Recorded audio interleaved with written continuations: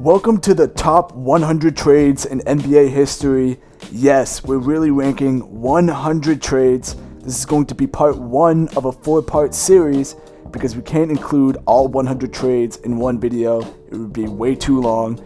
However, we'll do 25 trades per video. And before we get into that though, I want to explain how I made this list because there's a bunch of different ways in which you can rank 100 trades. For this video, the trades are ranked based on how much the winning team won by, how much they finessed the other team by basically. So if the trade is a win for one team or even a win-win, it can make it onto this list. However, if a team lost a trade, it will not make it onto this list. An example would be Dwight Howard to the Lakers because that trade was a disaster for the Lakers even though it was a really big trade at the time. There are only winning trades here. I also did not include any sign-in trades because those are more of free agency signings than they are trades. For example, when LeBron James signed with the Heat in 2010, not many people know this, but it was actually a sign-in trade where LeBron signed with the Cavs first and then got traded to the Heat for 2 first-round picks and 2 second-round picks. But we all know that as a free agency signing, so I'm not going to put any trades like that onto this list.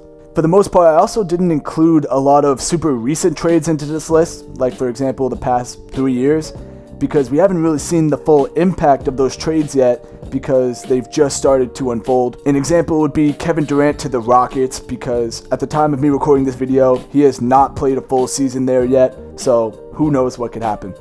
With that being said, let's dive right into this list of the top 100 trades in NBA history. Coming in at the number 100 spot, we have Luka Doncic to the Lakers. Now I know I said I was going to avoid putting very recent trades onto this list. However, I had to make an exception here because the Luka Doncic trade is already one of the craziest trades in NBA history. At the time of my recording, Luka has already started the 2025-26 season, averaging a near 35-point triple-double. And although they did have a rough first-round exit in last year's playoffs, I can't blame that on Luka, who had almost a third of the Lakers' points in that series, and I would blame that on the construction of the team instead. But this trade is already insane.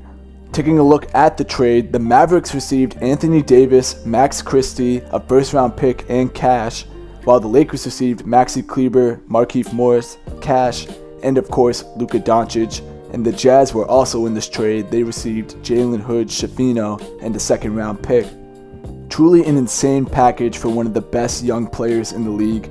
I know the Luka Doncic Lakers era is just beginning, but we can reasonably expect this trade to climb the list as the years goes on, just based on how elite he's already been playing in a Lakers uniform. Coming in at number 99, we have Andrew Wiggins to the Warriors. Now Andrew Wiggins started off his career as the first overall pick in 2014, and he eventually got a max contract extension in 2017 with the Timberwolves. But come 2020, Andrew Wiggins had what many people considered to be empty stats, and many people thought that he would be untradeable because of this contract. But in 2020, the Warriors traded D'Angelo Russell, Omari Spellman, and Jacob Evans to the Timberwolves in exchange for Andrew Wiggins, a first-round pick in 2021, and a second-round pick. And Andrew Wiggins in Golden State's system changed everything because he became an elite two-way wing, a defensive stopper. He was a perfect fit next to Steph and Clay. And in the 2022 finals, he was arguably the Warriors' second best player, dominating on defense and on the glass as the Warriors won another championship. This move looked risky at first, but it became one of the most important trades of the Warriors dynasty. And they also got Jonathan Kuminga out of this trade with the first round pick that the Timberwolves traded them. So overall, the Warriors got really great value for this trade, and Andrew Wiggins made a big difference, especially in that 2022 playoff run when the Warriors eventually won the championship, so it had to be on this list. Coming in at number 98, we have Baron Davis to the Warriors. Now at this point in Baron Davis's career, he was already still an explosive, exciting guard. He was actually a 2-time All-Star at this point playing for the Hornets. However, he was battling injuries and the Hornets were not really winning games, so Baron Davis got shipped to the Warriors in exchange for Speedy Claxton and Dale Davis. This trade was an absolute steal for the Warriors because Baron became the face of the We Believe era, which was when the Warriors in the 2007 playoffs, despite coming in as an 8 seed, had one of the greatest upsets in NBA history when they beat the first seed 67-win Mavericks in the first round. And it was Baron Davis's swagger and leadership that made this series must-see TV. Baron averaged 20 points and 8 assists in his 3.5 seasons with the Warriors, and even though the Warriors never became a perennial playoff team under Baron Davis's leadership, the fact that they still upset the number 1 seed in a playoff series with Baron Davis as their star is enough to get him onto this list. Now at number 97, we have Ron Artest to the Pacers. Now, the first thing we all think of when we hear about Ron Artest and the Pacers is the malice at the palace, and yes, there is no doubt that that was one of the most infamous and probably regrettable moments in NBA history for Ron Artest and the Pacers, but there's also no doubt that Ron Artest was an absolute stellar player when he was on the Pacers. He won Defensive Player of the Year in 2004 and led the Pacers to a 61-win season in which they were 2 games away from making it to the NBA Finals before losing to the eventual champion Detroit Pistons. And all they gave up to acquire him was Jalen Rose, Norm Richardson, Travis Best, and a second-round pick. And in return, they got Ron Artest, Brad Miller, who was an all-star for his only full season with the Pacers, Ron Mercer, and Kevin Ollie. Ron Artest brought an edge to the Pacers that made Indiana a true contender, and there's no denying the fact that Artest elevated the Pacers into a defensive powerhouse. For that, it's worth putting him on the list. Coming in at number 96, we have Chris Paul to the Rockets. Now, when Chris Paul was traded to the Rockets, not many people knew if him and James Harden would fit together, 2 ball-dominant guards. But the fit was seamless, and it was one of the most skilled backcourts in the league, Chris Paul and James Harden. Chris Paul brought leadership, toughness, and one of the deadliest mid-range jumpers in the league. And the main players they gave up to acquire him was Montrezl Harrell, Lou Williams, and Patrick Beverley, as well as 4 other players, a first-round pick, and cash. Which is not that much when considering the fact that the Rockets in 2018 won 65 games, which was their best franchise record, and they were within minutes of beating the Kevin Durant Warriors. In Game 6, Chris Paul's hamstring gave out, but they were on the brink of making it to the NBA Finals, and for creating one of the closest threats the Warriors dynasty ever faced, I think that this Chris Paul trade has to make it onto this list. Now at number 95, we have Chris Paul to the Suns. Now, unlike the trade with the Clippers, this comes later in Chris Paul's career where many people thought that he was washed up and did not have much left in the tank to provide a team. So they got him for a much cheaper package. All they traded was Kelly Oubre, Ricky Rubio, Ty Jerome, Jalen Leck, and a first-round pick. And in return, they got Chris Paul and Abdel Nader. And in his first season, the Suns won 51 games and made a stunning run all the way to the NBA Finals, ending a decade-long playoff drought and making it CP3's first time in the NBA Finals. The Suns were a struggling organization, and CP3 resurrected the franchise for finally making it to an NBA Finals series and ending the Suns' playoff drought. This trade has to make it onto this list. It cemented Chris Paul's legacy as the ultimate floor raiser. Next up, we have Rasheed Wallace to the Pistons. Now, at this point in Rasheed Wallace's career, this was the 2004 trade deadline, and he had cemented himself a reputation of being a hothead after getting 41 technical fouls in a single season, which is still the record to this day. The Pistons took a chance on him though. In a 3-way trade, the Celtics received Chucky Atkins, Lindsey Hunter, and a first-round pick. And the Hawks, who actually traded Rasheed Wallace after he only played 1 game for them, received Bob Sura, Chris Mills, a guy whose name I can't pronounce, and a first-round pick. And the Pistons received Rasheed Wallace and Mike James. The result? A 2004 NBA championship, because Rasheed Wallace was arguably the missing piece and one of the most dominant defensive teams ever. Despite the concerns about his temperament, the Pistons played some of the most disciplined and team-oriented basketball in the league, and adding Wallace helped the Pistons take down the Kobe and Shaq dynasty team that also had Karl Malone and Gary Payton, what was supposed to be a super team. So this trade makes it onto this list not just for adding talent, but for completing a championship puzzle. Coming in at number 93, we have Nikola Vucevic to the Magic. This is part of the Dwight Howard blockbuster trade that I mentioned in the intro of the video, but this time it's actually the team trading away their star player that won the trade, which is rare in NBA trade history. This trade is a big one. The 76ers got Andrew Bynum and Jason Richardson. The Nuggets received Andre Iguodala. The Lakers received Dwight Howard, the Magic star, almost MVP center, Earl Clark, and Chris Duhon. And the Magic received Nikola Vucevic, Aaron Aflalo, Maurice Harkless, 3 other players, 2 first-round picks, and 2 second-round picks. At the time, not many people saw Nikola Vucevic to be more than just a throw-in for this deal, but Vucevic quickly proved otherwise. He developed into a reliable 20-10 center, a first-time All-Star, and he was the steady foundation of the Magic during a difficult post-Dwight rebuild. But night after night, he was consistent, he was a productive big, all-NBA caliber. What started as a rebuilding move turned into Orlando finding their franchise centerpiece for nearly a decade. Truly a rare feat when you're trading away your star player. Next up is a trade that changed NBA history, the move that sent Drazen Petrovic to the New Jersey Nets in 1991.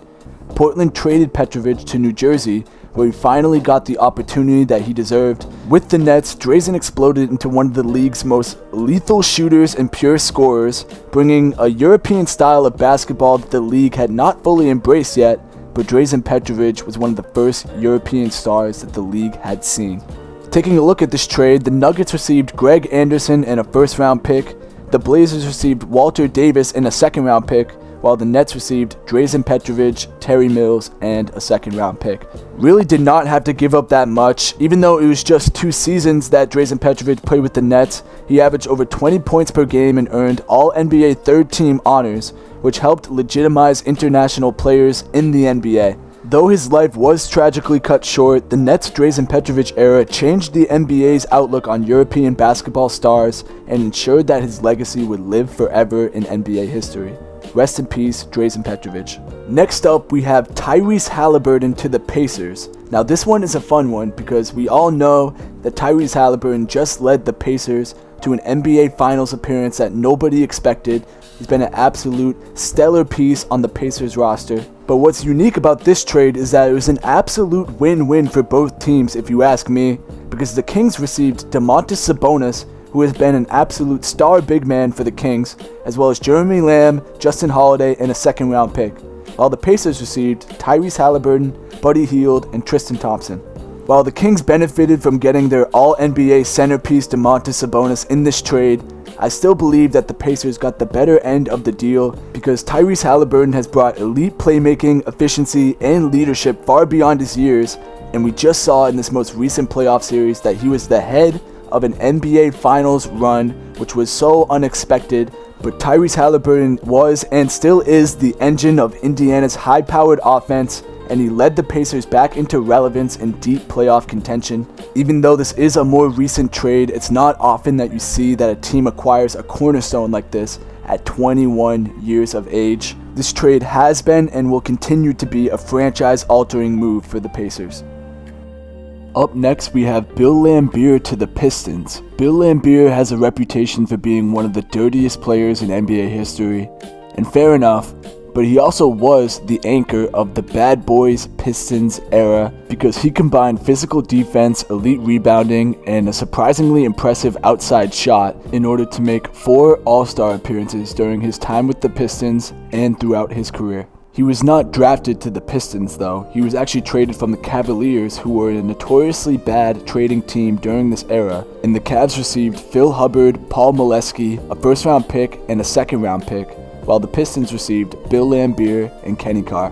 Bill Laimbeer played the rest of his career after this trade for the Pistons, and though it was during his later years that he won 2 back-to-back championships with the Pistons, he still was a pivotal piece on the championship roster because he was their starting center and an absolute stud at grabbing rebounds and playing tough, physical defense. Bill Laimbeer was an essential piece to 2 championship rosters and also a 4-time All-Star in his own right. So love him or hate him, he had to be on this list.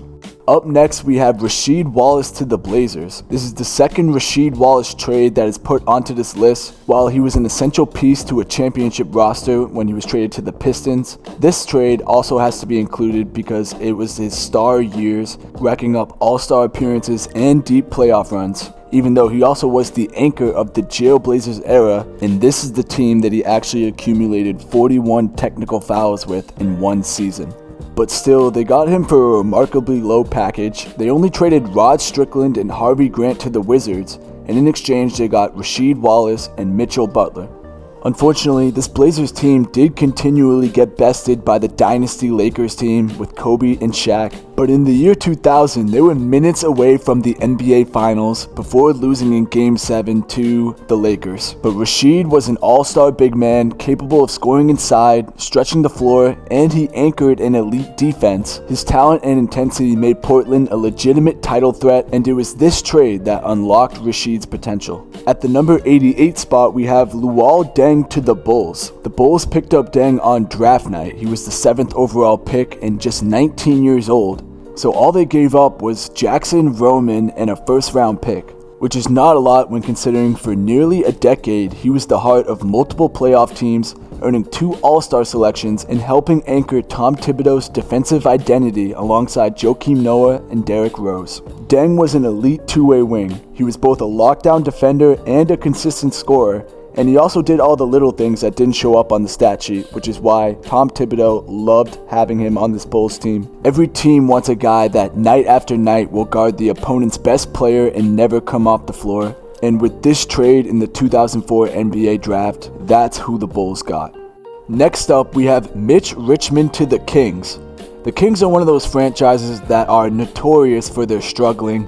They have not won a championship since becoming the Kings in 1985. And even after acquiring Mitch Richmond, they did not win a championship or even really make a deep playoff run. But you can't put that on Mitch Richmond, who accumulated 6 All-Star appearances while being a member of the Kings and built a foundation for what would later become a Hall of Fame career. Mitch actually spent his first 3 seasons with the Warriors, but in 1991, the Warriors got excited about a prospect named Billy Owens. And they were so excited about Billy Owens that they traded Mitch Richmond, Les Jepson, and a second-round pick for the 3rd overall pick in order to draft Billy Owens.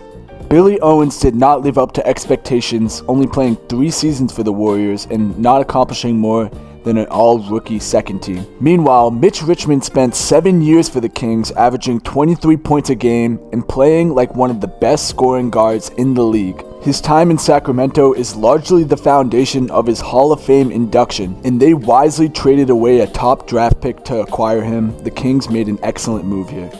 The next trade we have is Richard Jefferson to the Nets. The Nets acquired Jefferson on draft night, and he quickly became a perfect fit alongside Jason Kidd. With his athleticism, slashing ability, and improving jumper, Jefferson thrived in transition and became a key piece of New Jersey's attack. This is a rare instance of a team trading down and getting the better end of the deal, because the Rockets traded up for the 7th overall pick to draft Eddie Griffin, while the Nets received number 13, number 18, and number 23 overall. And with the 13th pick, they took Richard Jefferson. Jefferson ended up spending 7 years for the Nets, making 2 finals appearances early in his career, and then eventually developing into an elite wing and a star talent. And for trading down in the draft in order to acquire a guy like that, this trade is really impressive.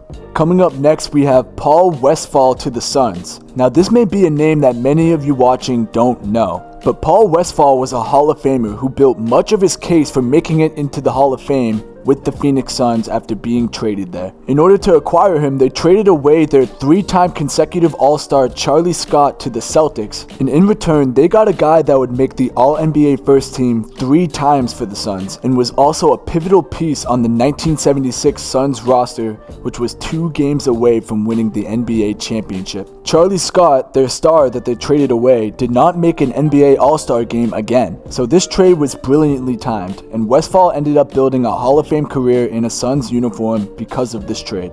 Coming up at number 84, we have Tim Hardaway to the Heat. Hardaway started his career as a Warrior and then had a major knee injury that caused him to miss an entire season. So while his trade value was low, the Miami Heat traded Bimbo Coles and Kevin Willis and got Tim Hardaway and Chris Gatling in return. Despite the concerns about his injury, Hardaway reinvented his game. He still had a deadly crossover, but he was now smarter, tougher, and more efficient. And being paired with Alonzo Mourning made the Miami Heat a hard-nosed contender. He became a multiple-time All-Star in Miami and was the centerpiece of fierce playoff battles with the Knicks in the late 90s. He even led the Heat to a 61-win season in 1997, before losing to the Michael Jordan Dynasty Bulls in the conference finals. Tim Hardaway didn't suffer from any major injury again. So with this trade, the young Miami Heat franchise bought low on a star that helped lay the foundation for Miami Heat culture.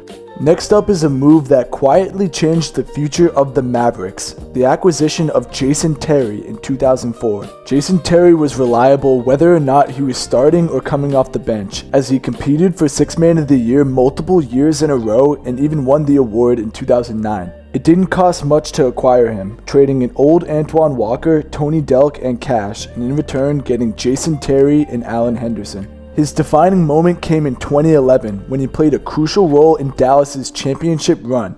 He outscored LeBron James in the NBA Finals and delivered a fearless performance on the biggest stage of basketball. With this trade, the Mavericks picked up one of the most reliable guards in their franchise's history and the second best player on their championship roster, and they got him for next to nothing.